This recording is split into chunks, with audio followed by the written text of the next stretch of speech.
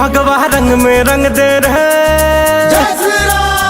कि भगवा रंग में रंग दे रहे ओ मेरी मैया मेरा चोला। भगवा रंग में रंग दे रे ओ मेरी मैया मेरा चोला। कि भगवा रंग में रंग दे रहे ओ मेरी मैया मेरा चोला। भगवा रंग में रंग दे रे ओ मेरी मैया मेरा चोला। अवध की गलियों में फिर निकला राम लला का डोला। ओ भगवा रंग में रंग दे रहे ओ मेरी मैया मेरा चोला। भगवा रंग में रंग दे रे ओ मेरी मैया मेरा चोला।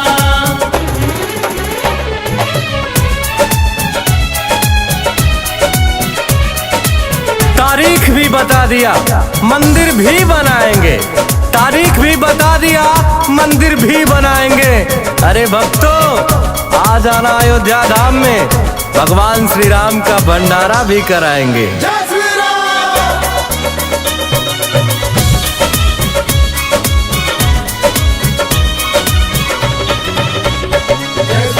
कि राजा राम की सेना है हम न किसी से डरते हैं। चाहे अंजाम जो भी हो पर संग्राम करते हैं। मेरे सीने के अंदर श्री राम बसते हैं, इसीलिए लोग हमें वीर हनुमान कहते हैं।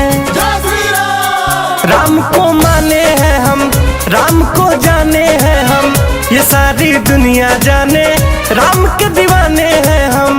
ये सारी दुनिया जाने राम के दीवाने हैं हम। ये चोला जब पहने हनुमत तब ही लंका डोला। कि भगवा रंग में रंग दे दे ओ मेरी मैया मेरा चोला। भगवा रंग में रंग दे रे ओ मेरी मैया मेरा चोला।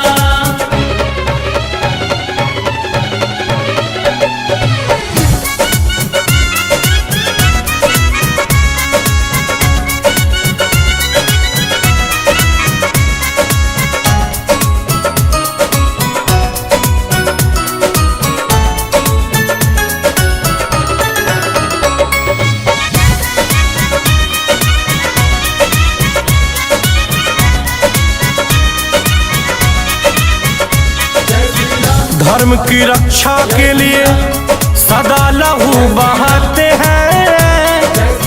वचन जो भी दिया हमने वो मर के भी निभाते हैं।